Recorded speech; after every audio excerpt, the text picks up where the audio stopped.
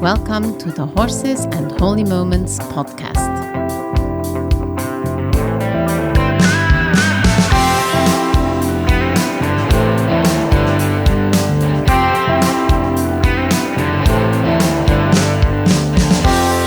Hello, Ingela. Hey, Corey, how are you? I am wonderful. How are you? Me too, fantastic. I love getting together and talking about horses and holy moments. We have some laughs, don't we? Yes, we do. We do. There's some seriousness, some laughs, and it's really fun. And we hope you all are enjoying it as much as we are. Today, we are this morning we were talking about holy moments, more holy moments. And Ingela was talking a little bit about a story of a horse in northern BC. So, Ingela, I will let you take it away with that. Thank you, Corey. Yes. And that was definitely a holy moment because yet again, there was a God invention. That's God great. breaking into our realm. Yes. Okay. So the scene is northern BC. Okay.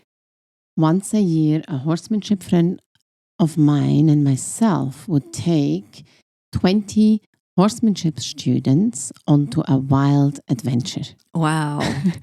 So we used to meet up in Fort St. John, Okay. this little oil and gas town in northern BC in Canada.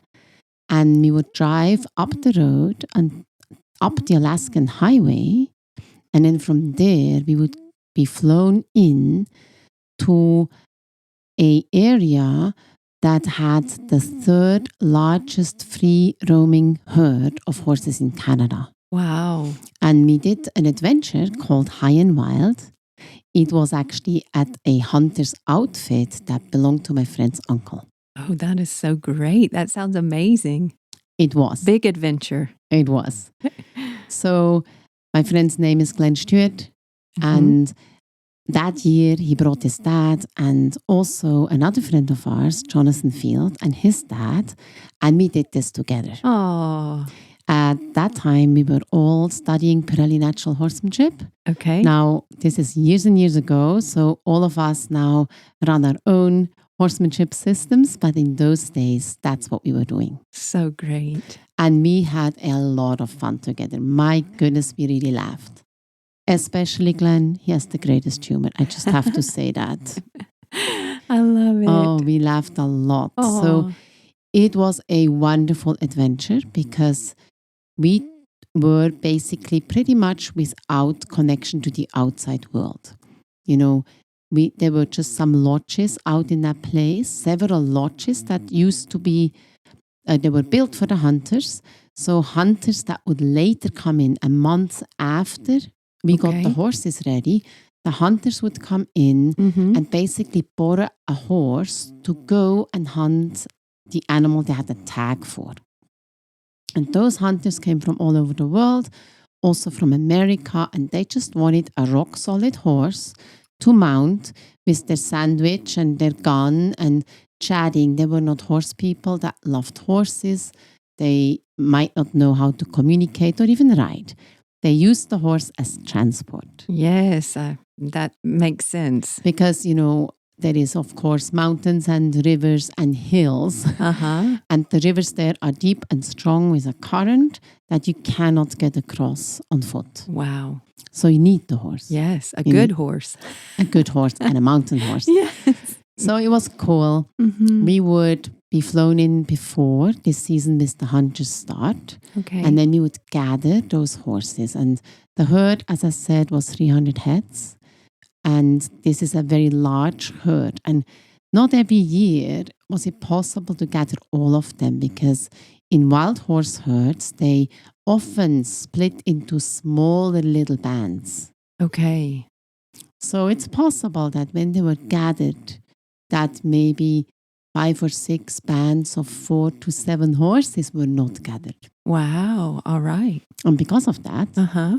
of course, there would be horses that would be gathered 1 year and they might already be 4, 5 or 6 years old and have never seen a human. Wow. If I remember correctly, the area that we were stationed was like 200 square miles to the next human.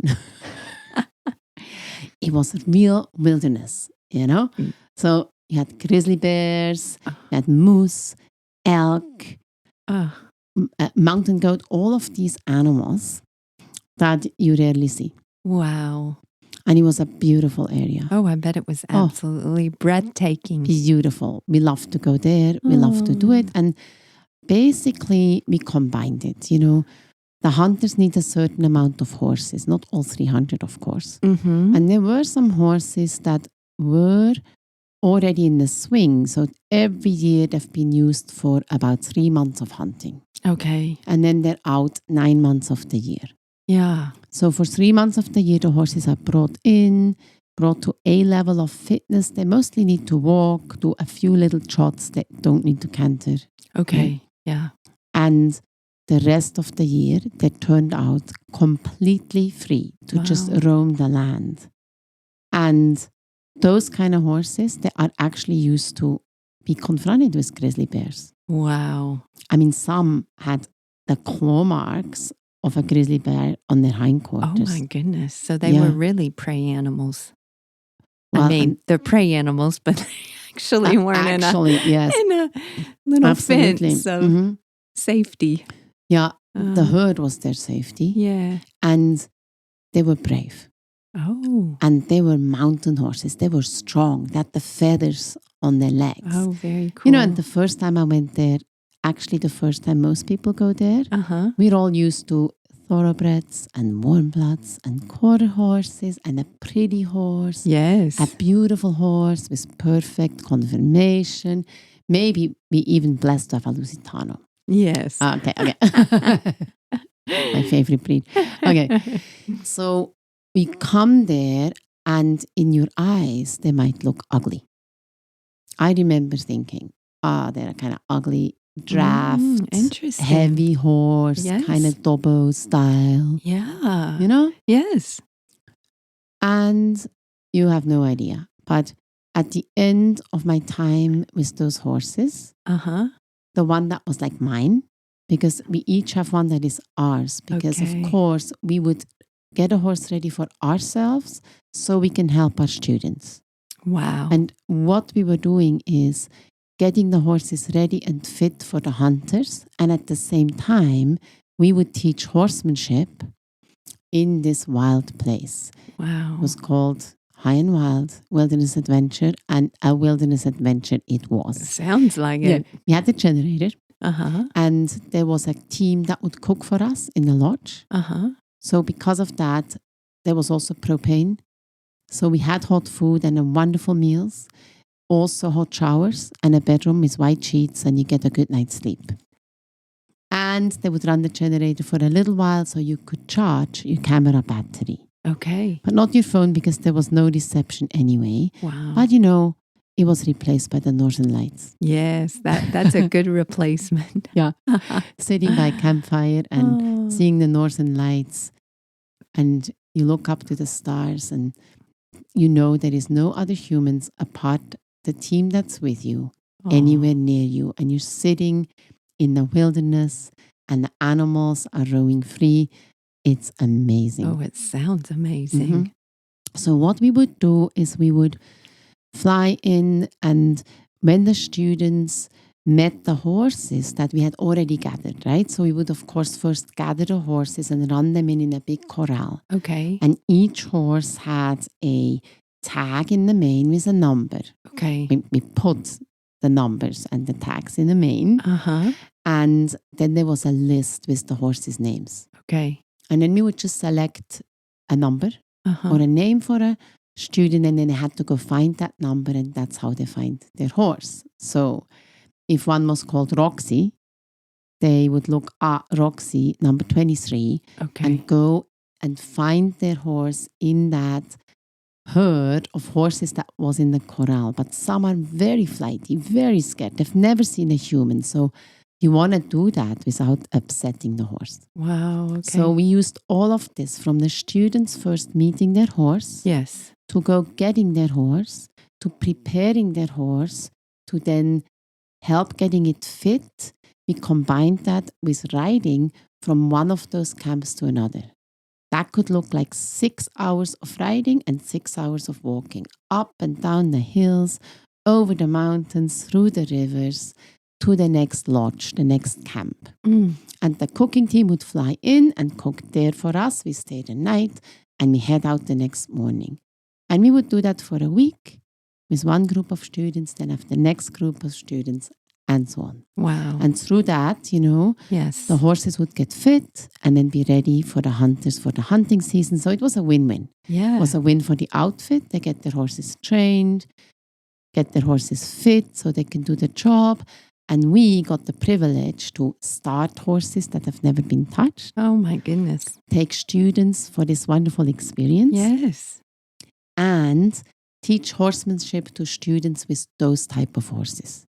They're different from a Right. domesticated horse. So that was a great privilege. Oh my goodness. That sounds so neat. I wish I could have taken you. Oh, sounds fun. But I we would have didn't know gone. each other by then. We didn't know each other yet. Yes. Okay. So this is what our week would look like. And the first day, we would, of course, approach and retreat and first kind of get settled down and relax and be able to touch the horse and put the Okay. halter on. And we Yeah. would give the students horses that had been ridden in previous years, of course, and maybe many times. you know. Okay. So Yeah. the less experienced the student was, the more experienced of a horse we gave them. Okay. And then my friends and I, we would start all the young ones. We would start the Wow. ones that have never been ridden. So that was fun. So fun. Yeah. So there was also some wranglers there. Okay. Okay. So they were responsible for feeding the horses, bringing them in, turning them into a bigger corral.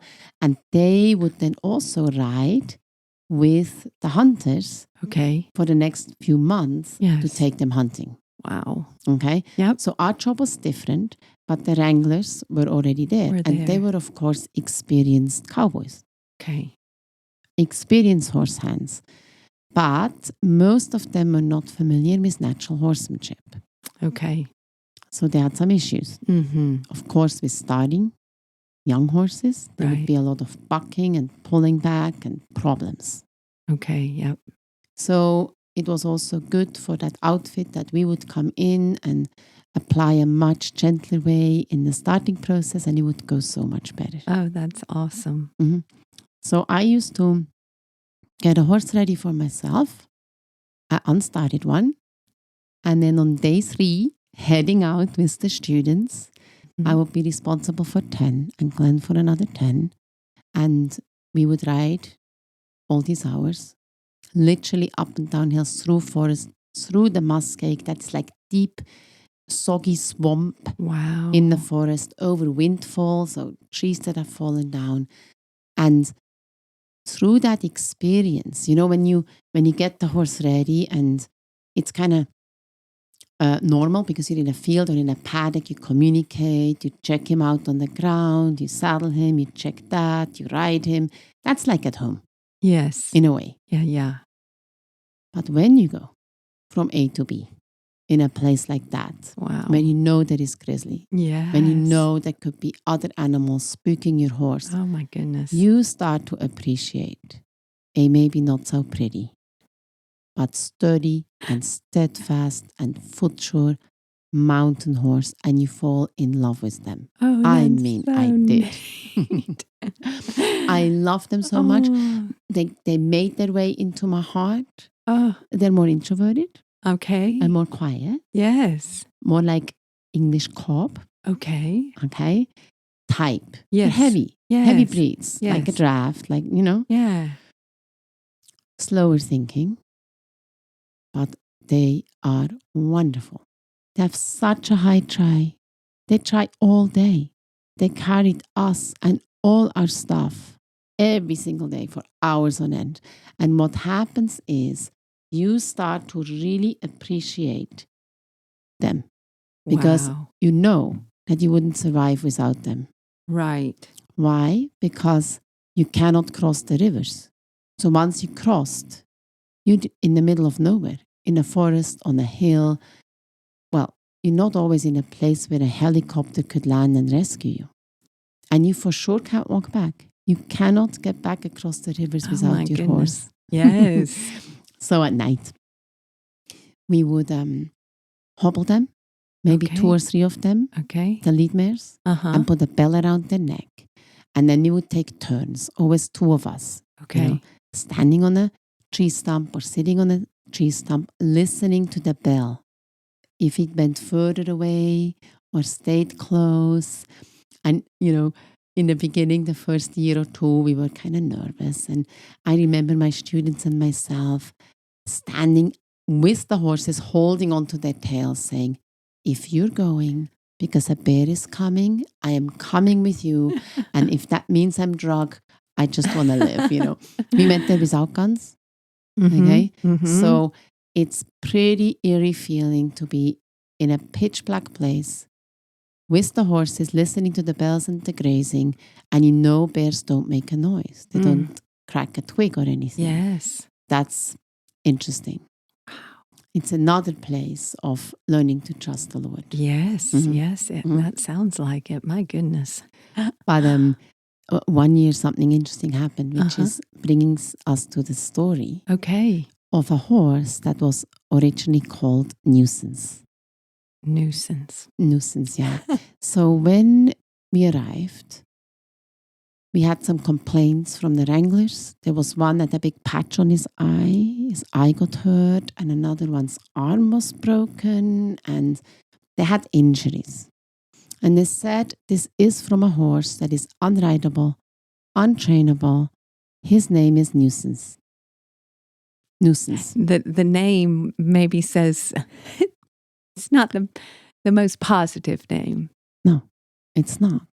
And I know this counts for humans, not animals. Yes. But remember, in ancient cultures, including Israel, they believed that, to know someone's name was to know that person's total character and total nature. Because words have power, right? Do you have a scripture for our words of power? I do. So that is Proverbs 18:21. Death and life are in the power of the tongue, and those who love it will eat its fruits. So, I didn't know very much about that. Actually, I still don't. But I don't think it's a good idea to name a horse Nuisance. Yes. Because we're speaking over him constantly a type of nature and character that we really don't want. Yes. Right? Yes. And the horse, I don't think knows his name. Right. Or the meaning of it. That's not the issue. Okay. But I think it's because we're speaking it into the atmosphere. It starts to mean something to us. Okay. We have a different perception. Yeah, I don't think it's good. Yes. Yes. But also, I didn't know anything about this. Okay. And this is an experience that hasn't happened to me before. All right.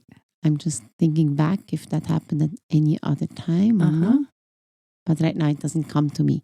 So what happened was, of course, we have the ability to help that horse and to change that. We're also with people who do not believe in natural horsemanship. Those wranglers didn't. They kind of looked down on us. It's like, yeah, these people, fluffy stuff, like lovey-dovey stuff that's not effective. We know what to do with a horse, right? So Glenn had this brilliant idea to say that he's going to fix it. And he's a strong guy with a lot of presence. And they're like, okay, yeah, this guy, he can get it done. Okay, so Glenn said, we're going to fix it. And that they're invited to come and watch. And then he comes to me and he says, hey, here is what we do. You fix it. We're going to make a massive impact in their lives. Oh my goodness. Because if I fix it as a guy or Jonathan fix it as a guy, they go, yeah, okay. Yes. But if you as a girl, you fix it, then we have an impact. And I said, well, what if I can't fix it? What if it was aggressive? So the moment you put it in a pen with a horse, this horse would come for you and bite you and trample you down. Wow. I'm like, I don't know if I'm good enough. Wow. What do you mean? What if I, in the middle of nowhere, I get run over with no hospital in sight, hello. And he says, don't worry. Here is what we do. Me and Jonathan are going to sit on top of the round pen, plus our 2 dads. So you have someone north, south, east, and west. And if something happens, we just all jump down at the same time and rescue you. I'm like, my eyes are really big, and I'm like, okay, deal. So those 4 guys get up on the round pen. Yes. I get in the round pen. And then somebody comes and they let this horse called Nuisance in. He's a little bay horse, not of great stature. He didn't look like very dangerous to me. Okay. The moment I let him go, he came right for me. He just stretched his neck out. He pinned his ears. He opened his mouth, and he is coming for me. Wow. And at that moment, of course, I'd prayed before for the protection of the Lord, for insight, for wisdom, for the ability Yes. to help the horse. Yes. And the horse is coming for me. And what I would normally do is block. Absolutely block. I would take my stick and defend my space. Yes. He can go somewhere else. He doesn't have to be on top of me. Yes. And for sure, I would not tolerate aggression. Yes. Okay. This is a no-no. Right. Can't hurt the human. Right? Yes. And I felt with everything inside of me not to block him. Wow. That it is not real. It is just a type of threatening behavior, but actually it's a similar type of feeling I get from a horse that has been orphaned and is missing the mother and has an over-attachment and is now not getting that love. Oh. So he is so anxious and aggressive because he wants that. That all happened in a split second. I felt that. And I decided I'm just going to stand still. I didn't move a hair. I didn't back up. I didn't shift back with my body. I just stood there and I let him come. And it just takes a second or 2, right? Oh my goodness. He's right there. And, Yeah. and everybody's kind of... Yes, I'm like... They're expecting me to block. Like, they know I'm pretty good with horses, or they wouldn't have put me in that pen, right? Yes. They're not feeding me to the wolves. Like, yes, yeah. They knew I had some capabilities, but I didn't block because of that feeling I got. Yeah. And it's important to listen to our hearts. Yes. God speaks to our hearts. We must listen to it, not just theory and do. Right? Yes, yes. So I did nothing. I just paused, stood still, and he ran at me, and then he stopped right in front of me with his face right in front of my chest, dropped his head and put his head against me. Aww. And I just touched him and said, it's okay. He was fixed. He was done. That was it? Yes. Over anxiousness for connection. Oh, really? He needed to be closer and he got anxious. He was inside just a softie. Oh my goodness. Wow. So I played with him. I moved him walk and trot and canter around the round pen. Everything was fine. Oh. The wranglers were amazed, and I made him my guide horse for that whole trip. So Really? I rode him every day, all over the place. As I said before, he was fantastic. That is incredible. No problem, no aggression, absolutely nothing. But when he came to me, I felt the Lord say to change his name. I've never done that before. Mm-hmm. And, I wouldn't probably do that if it's just like my idea, but I really felt God say that. Okay. So I said out loud, I rename you today. You are no longer called Nuisance because you're not that. I call you Warrior. So I gave him the name Warrior. We went inside, we crossed Nuisance off the list, we replaced it with Warrior, and that's who he was. Oh my goodness. That is so great. Oh my goodness. I actually have not heard the story. Ingela just said she had a story from Northern BC that she'd like to share. So I love that holy moment, and when we need the Holy Spirit, He will speak to us. And I love that our words matter. So thank you, Ingela. That was an amazing story. And we will see you all in 2 weeks. Great. We're looking forward to having you back as our hearers, and we hope you enjoyed this episode. Yes. Bye-bye. Bye-bye. Thank you for listening to the Horses and Holy Moments podcast. Stay tuned for the next episode.